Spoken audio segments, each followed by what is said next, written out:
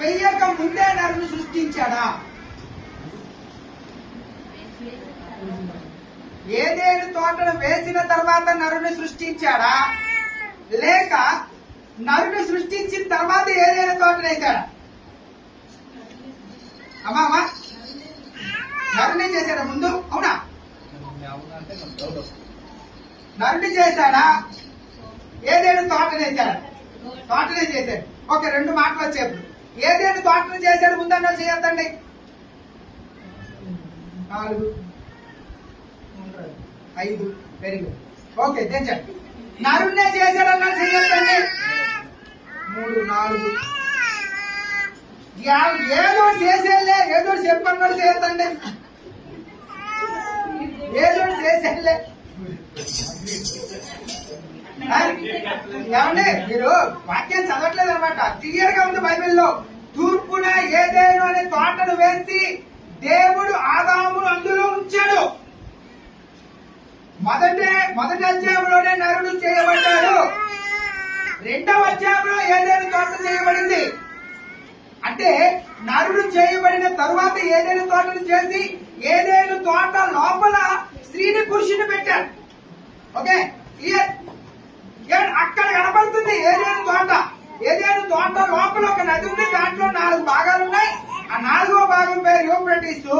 ఆ రోజు నుంచి ఏమండి ఎప్పటి వరకు ఉంటుంది అది? ఎప్పటి వరకు ఉంటుంది?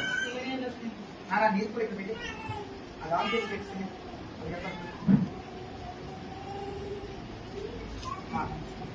ఎక్కడ ఉందండి?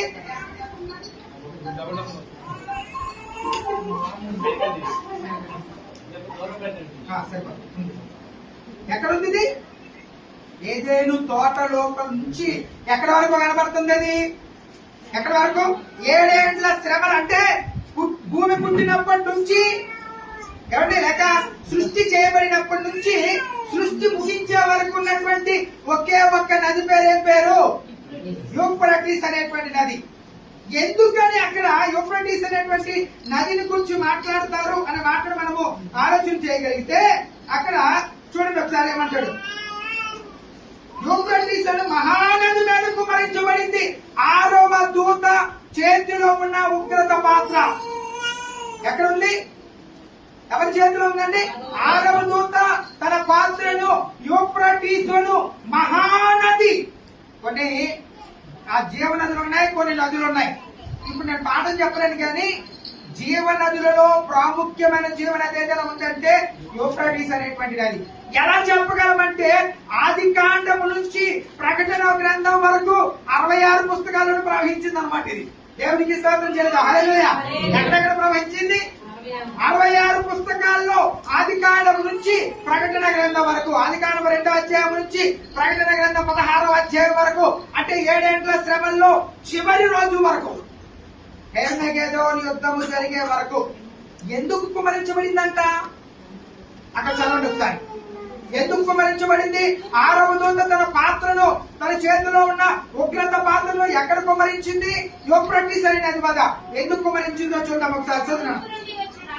తూర్పు నుండి వచ్చి రాజులకు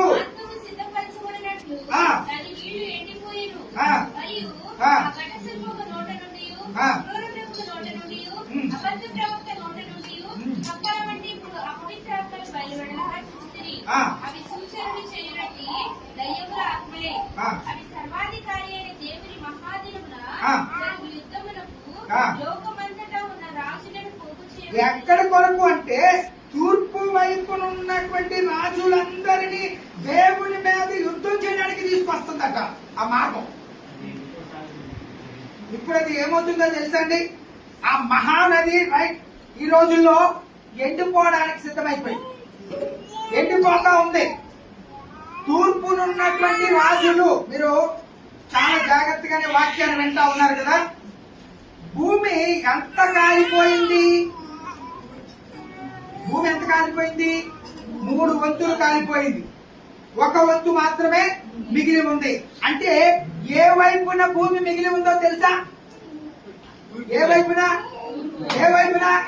తూర్పు వైపున భూమి మిగిల్చబడి ఉన్నది. ఏమండి మనం ఎక్కడున్నాం? తూర్పునే ఉన్నాం. అంటే అటువైపు ఉన్నటువంటి పాశ్చాత్య దేశాలన్నీ కూడా ఏవైతే ఈ రోజున గొప్ప గొప్ప దేశాలుగా పిలువబడుతున్నాయో అవన్నీ ఏమైపోతాయో తెలుసా? నాశనం అయిపోతాయి. అమెరికా అనేటువంటి ప్రాంతం నాశనం అయిపోతుంది. అమెరికా కాతో పాటు ఆస్ట్రేలియా ఏదైతే క్రైస్తవ దేశాలుగా పిలువబడుతూ ఉన్నాయో ఆ దేశాలన్నీ కూడా కాలిపోతా ఉన్నాయి. మన దేశం చివరి వరకు నిలబడుతుందని గుర్తుపెట్టుకోండి. ఏడు యూఫ్రటీస్ అనేటువంటి నది కూడా మనకి చాలా దగ్గరలో ఉంది. ఎక్కడ? కెన్యాకి దగ్గరలో ఉన్నాం మనం. కెన్యా ప్రాంతం ఇదంతా కూడా తూర్పు ప్రాంతము. ఆ ప్రాంతం అంతా కూడా రాజులు ఉన్నారట, వాళ్ళందరూ అక్కడ రావాలంట. దానికి ముందు ఇంకో మాట చెప్తున్నాడు అక్కడ, జాగ్రత్తగా వినండి. అక్కడ ఏం చెప్తున్నాడు? 11వ వచనం. మరియు ఆ ఘట సర్పము నోట నుండి, క్రూర మృగము నోట నుండి, అబద్ధ ప్రవక్త నోట నుండి, కప్పల వంటి 3 అపవిత్రాత్మలు బయలు వెడలగా చూచి తిని. ఏంటండి? చదువునా జాగ్రత్త, మీరు ఆ మాట రాసుకో, ఆ మాట అండర్లైన్ చేసుకోండి. ఏ మాట? సూచనలు చేయునట్టి దయ్యముల ఆత్మలు. ఏ ఆత్మలవి? దయ్యముల ఆత్మలు. ఏ ఆత్మలు? ఏ దయ్యముల ఆత్మలు? పట్టుకున్న అధికారం ఏంటి? పట్టుకున్న అధికారం ఏంటి? దయ్యాలకు ఏ అధికారం ఉంది? దయ్యములకు ఏ అధికారం ఉంది? సూచనలు చేసేటువంటి అధికారం ఉంది. ఏమండి, ఈ రోజున చాలా ఎక్కువ మందికి వచ్చేటువంటి ప్రశ్న ఏంటంటే, దయ్యాలు అద్భుతాలు చేయగలవా? చేస్తాయి. సూచనలు చేస్తాయా? చేస్తాయి. ఏమండి, మనిషి ప్రాణం మీద పుట్టించడానికి, చంపడానికి వాతావరణం మీద అధికారం లేదు, కానీ మిగతా అన్నింటి మీద దయ్యాలకి ఏముందో తెలుసా? అధికారము ఉంది. ఏదైనా చేయగలవు. దయ్యములు ఏమైనా చేయగలవు. నేను భయపెట్టగలవు, చచ్చిపోవడానికి నిన్ను ప్రేరేపించగలవు. ఏంటి? ఏదో రకంగా నిన్ను దేవుని దగ్గర నుంచి దూరం చేయడానికి ఎన్ని రకాల పన్నాగాలు పన్నాలో అన్నిటిని చేయగలవు దయ్యముల ఆత్మలు. వాటికి శక్తి ఉంది. ఎందుకో తెలుసా? దేవుడు పరలోకంలో లూసిఫర్ అనేటువంటి వాడిని సృష్టించినప్పుడు అన్ని రకాల అధికారాలు వాడికి ఇచ్చాడు. గుర్తుపెట్టుకోండి, అన్ని రకాల అధికారాలు. ఏమండి, ఒకవేళ వాడు నాశనం అయిపోవడానికి ప్రతిష్ట ఉన్నప్పటికీ కూడా ఏమవలేదు. వాడి శక్తి పోలేదు. మీరు జాగ్రత్తగా గమనించగలిగితే వాడు తోకతోనే నక్షత్రములను ఏం చేస్తున్నాడట? కిందకి లాగేస్తున్నాడట. తెలుసా మీకు విషయం? వాడి తోకతో కొడితే నక్షత్రాలు కింద పడిపోతున్నాయి. అంత శక్తివంతుడు. ఎవరు? సాతానుడు. కానీ వాడి మీద కూడా భయంకరమైన శిక్ష రాబోతా ఉంది. దీనిలో మీరు ముగ్గురు నొక్కి దగ్గర చూడొచ్చు. ఇక్కడ ఎవరెవరిని? అబద్ధ ప్రవక్త, క్రూర మృగము, ఘట సర్పం. అండర్లైన్ చేసుకున్నారా మీరు? అంటే క్రూర మృగం కనబడుతోంది, అబద్ధ ప్రవక్త కనబడుతున్నాడు, ఇంకా ఘట సర్పం కూడా కనబడుతుంది. నోట్లో ఏమవుతున్నాయట? కప్పల వంటి వచ్చాయి అంటాడు. కప్పలు దేనికి సాదృశ్యం చెప్పండి నాకు? కప్ప అపవిత్రతకు సాదృశ్యం. అపవిత్రత. ఎవరికైనా కలొచ్చినప్పుడు కప్పలు తెప్పలుగా కనపడ్డాయి అనుకోండి, వాడు ఎక్కడున్నట్లు లెక్క? అపవిత్రతలో ఉన్నట్లు లెక్క. కప్ప నీకు కల్లోకి వస్తే నువ్వు దేవునికి దూరం అయిపోతున్నట్లు లెక్క. ఎందుకనంటే ఘట సర్పము నోట్లో నుండి, క్రూర మృగం నోట్లోంచి, అబద్ధ ప్రవక్త నోట్లోంచి కప్పల వంటివే వస్తా ఉన్నాయి. కప్ప ఇంకో దానికి కూడా సాదృశ్యం ఏంటంటే స్థిరంగా దగ్గర ఉండదు. కప్ప ఎప్పుడైనా స్థిరంగా ఉంటుందా? చెప్పట్లేదు మీరు? కప్ప ఒక దగ్గర ఉంటుందా? ఏం చేస్తుంది? అటు ఇటు గెంతుతా ఉంటది. చాలా మంది నేను చూస్తా ఉంటాను క్రైస్తవుల్ని, కప్ప లాంటి క్రైస్తవులే. ఏమండి, వారానికి ఒక చర్చ్. కప్ప లాంటి క్రైస్తవులు మనకొద్దు. ఏమండి, ఒక సంఘానికి అడ్డుపట్టబడితే చచ్చిపోయే వరకు అక్కడే ఉండాలా. దేవుడి మీద ఆధారపడి నేర్చుకోవాలా. ఏమండి అపవిత్రాత్మలు అనేటువంటివి మన మీద సాతానుడు ప్రయోగించడానికి వచ్చినప్పుడు మనం కాపాడుకోగలుగుండా. అందుకే నేను ఇవన్నీ ఈ కష్టం అంతా వద్దు మనకి. ఏం చేద్దాం? రెండు విషయాలు. అయితే చనిపోదాం, లేదా ఎత్తబడదాం. మరణమైన రమ్మని కోరుకోవాలా, లేదా దేవుని రాకల్లో ఎత్తబడాలి ప్రభు అయినా కోరుకోవాలి. గుర్తుపెట్టుకోండి. అంతే తప్ప విడిచిపెట్టబడ్డామా ఈ శ్రమలన్నీ వచ్చేస్తాయి. విడిచిపెట్టబడితే ఈ కష్టాలన్నీ వచ్చేస్తాయి. అందుకే అభిషక్తిని ఆరాధన కేంద్రంలో ఉన్నటువంటి వారిని దేనికోసం మనం రెడీ అవుతున్నామండి? పరలోకం కోసం. నేను ఇప్పుడే ప్రారంభించాం, తొలి అడుగులు ప్రారంభించాం. 3 దినాల ఉపవాస ప్రార్థనలో ఒక్కొక్క మెట్టు అర్థమవుతా ఉంది. ఎలా ఉంటే మనము పరలోకానికి వారసులం అవుతాం. విశ్వాసము ఎన్ని రకాల విశ్వాసాల గురించి ధ్యానం చేశాం మనం? 21. అందులో నేను మీకు మాట చెప్పాను. మీరు ఇంటికి వెళ్ళిన తర్వాత ఆ 21 దగ్గర పెట్టుకోండి. ఎన్ని చోట్ల మనం ఉన్నామో చూసుకోమని చెప్పాను. ఎంతమంది చూశారు? ఏమండి? ఆ విశ్వాసం అనేటువంటిది మనల్ని నడిపిస్తుంది. మన విశ్వాసమే మనల్ని స్వస్థపరుస్తుంది. మన విశ్వాసమే కార్యాలు మన జీవితంలో జరిగిస్తుంది. ఏమండి? అపవిత్రాత్మ కలిగినటువంటి కప్పలు లాంటివి బయటకు వచ్చాయి. ఏమంటే అవన్నీ కూడా ఏం చేస్తారంటే సూచనలు చేసేస్తా ఉన్నాయి. గుర్తుపెట్టుకోండి. ఏం చేస్తున్నాయి? సూచనలు చేస్తా ఉన్నాయి. సూచనలతో పాటు ఏం చేస్తున్నాయి? ఇంకా ఏం చేస్తున్నాయి?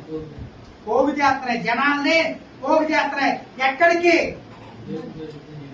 దేవుని యొక్క ప్రధాన దూతలలో ఒకడైన మిఖాయేలుతో యుద్ధం చేయడానికి. Is very powerful. ఎవరు? మిఖాయేలు అనేటువంటి దేవదూత చాలా పవర్ఫుల్. ఏమండి? ఈ హేమేగదోని యుద్ధంలో ఈయన ముగ్గురుతో పాటు చాలా మంది రాజులు, చాలా మంది వెళ్లి యుద్ధం చేస్తారు. కానీ ఏమైపోతారు తెలుసా? దాని చేతిలో ఓడిపోతారు. అది 6వ దూత కుమ్మరించబడడం కోసం చూసాం. 7వ దూత కోసం ధ్యానం చేద్దాం. 7వ దూత చదువునా? 7వ దూత తన పాత్రను వాయుమండలం మీద కుమ్మరింపగా సమాప్తమైనది. ఎవరు పెడతారు? అక్కడేనండి. సమాప్తమైనది. యుద్ధం జరగదు అక్కడ. వాళ్ళు పోగు చేస్తాడు అంతే. గర్భగది తర్వాత జరుగుతాడు. సమాప్తమైనదని చెప్పుచున్న ఒక గొప్ప స్వరము గర్భాలయములో ఉన్న సింహాసనము నుండి వచ్చెను. అప్పుడు మెరుపులను, ధ్వనులను, ఉరుములను పుట్టెను. పెద్ద భూకంపము కలిగెను. మనుషులు భూమి మీద పుట్టినది మొదలుకొని అట్టి భూకంపము చూడండి. 7వ దూత ఎక్కడ కుమరిస్తుందండి? ఎక్కడ కుమరించింది? వాయుమండలము మీద. వాయుమండలం మీద ఎవరున్నారు? వాయుమండలం మీద ఎవరున్నారు? అవునా? వాయుమండలం మీద ఎవరున్నారండి? సాతానుడు ఉన్నాడు. అతని యొక్క అనుచరులు అందరూ అక్కడే ఉన్నారు. సుమారుగా ఒక ప్రవక్త చెప్పిన మాటలు బట్టి చెప్తున్నాను. ఎంతమంది ఉన్నారు తెలుసా? 333 కోట్ల మంది ఉన్నారు. ఎంతమంది ఉన్నారు? 333 కోట్ల మంది సాతానుతో పాటు ఉన్నారు.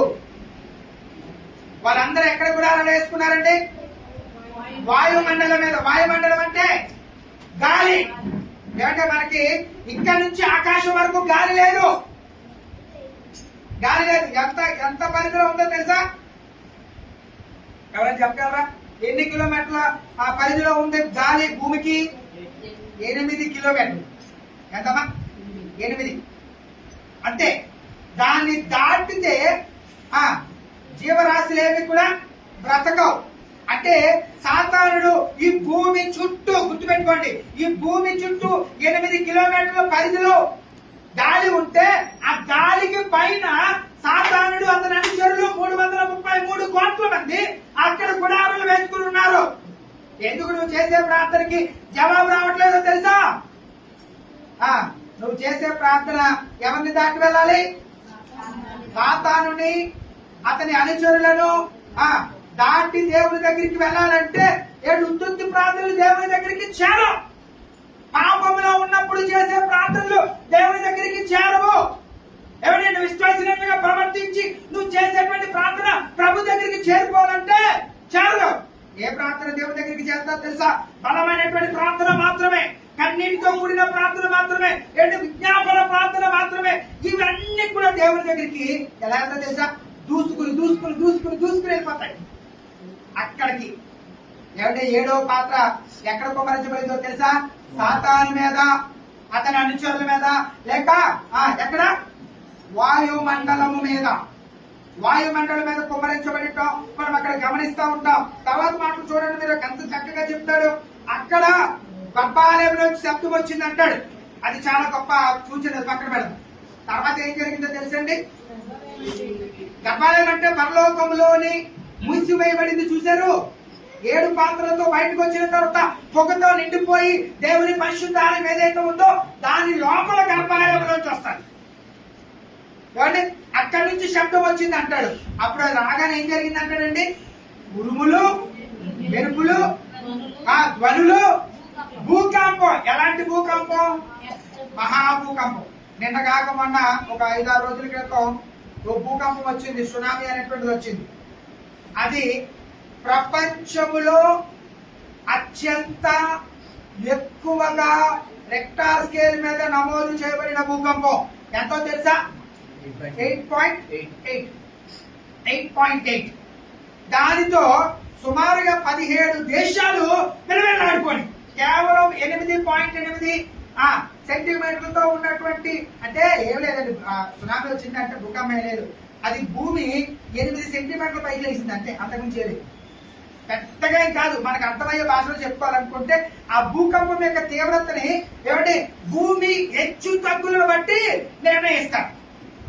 8.8 అదేం కాదు. కానీ ప్రకటన గ్రంథం 16వ అధ్యాయంలో ఉన్నటువంటి ఈ భూకంపం రెక్టార్ స్కేల్ మీద ఎంత ఉంటుందో తెలుసండి? 100% ఉంటుంది. 100%. 8%కే మనము తట్టుకోలేకపోతే 100%తో భూమి కంపించింది అనుకోండి, భూమి కదిలిపోయింది అనుకోండి, ఎలా ఉంటది? 2021లో భూకంపం వచ్చింది, మనకి గుర్తుందా? ఎంతమంది గుర్తుంది? 2021లో నేను ఇక్కడే ఉన్నా. ఏమండి, జనాలు అందరూ కేకలేసుకుని బయటకు పరిగెట్టుకుని వెళ్ళిపోయారు. గుర్తులు లేవా? నువ్వు లేవు ఇక్కడ, చిన్నదాన్ని నాకు కోసం వెళ్ళినట్టు. ఏమండి, ఇంకెవరికైనా గుర్తులేదా? హైదరాబాద్ ఇదంతా షేక్ అవ్వలేదా? గుర్తులేదు నీకు? గుర్తుందా శోభమా? ఏమండి, ఒక్కసారి షేక్ అయింది. ఏమండి, కేవలం 3 సెకండ్లు. అద్భుతం ఏంటంటే 3 సెకండ్లు. ఒక 5 నుంచి 10 సెకండ్లు కానీ అది కానీ వచ్చి ఉంటుంటే అప్పుడు గుర్తుండేదే కాదండి. పగలు తెల్లవారుజామున నేను రెడీ అవుతున్నా ఒక చచ్చికెళ్ళడానికి.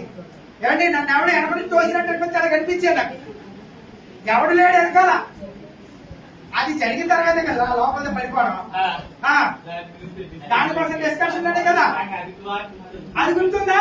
ఎందుకు జరిగింది? ఇదే భూకంపం వచ్చినప్పుడు అద్భుతం జరిగిపోయింది మా ఇంట్లో. అది వదిలేప్పుడు వదిలే. ఏమండి, నిజంగా అది కేవలం 3 సెకండ్లు. కానీ మొన్న వచ్చిన 8.8 కానీ ప్రకటన గ్రంథంలో రాబోతున్నటువంటి భూకంపము, మహాభూకంపము. అక్కడ మాట భక్తుడి ద్వారా దేవుడు రాయిస్తున్నాడు. ఎవరు రాయిస్తున్నాడు తెలుసా? అలాంటి భూకంపము. చదువునా? మనుషుల భూమి మీద పుట్టినది మొదలుకుని అట్టి మహాభూకంపము కలగలేదు. అది అంత గొప్పది. ఏమండి, ఈ బాధలన్నీ మనకు అవసరం అంటారా? చెప్పండి నాకు సార్. ఈ కష్టాలన్నీ మనకు అవసరమా? ఏమండి, మాట్లాడలేదు మీరు. ఈ శ్రమలన్నీ అవసరమా? అందుకే మనం ఏం చేయాలో తెలుసా అండి? మార్పు పొందాలి. ఏమంటే, బుద్ధి బాగోకపోతే బుద్ధి మార్చేసుకోవాలా, పద్ధతులు మార్చేసుకోవాలా, ఆలోచనలు మార్చేసుకోవాలా, మాట్లాడేది మార్చుకోవాలా, చూసేది మార్చుకోవాలా, వెళ్ళేది మార్చుకోవాలా, అన్ని పద్ధతులు మార్చుకోవాలా. ఎప్పుడు చచ్చిపోతామో తెలీదు, ఎప్పుడు దేవుడు వచ్చేస్తాడో తెలీదు. ఏమంటే అప్పుడప్పుడు నేను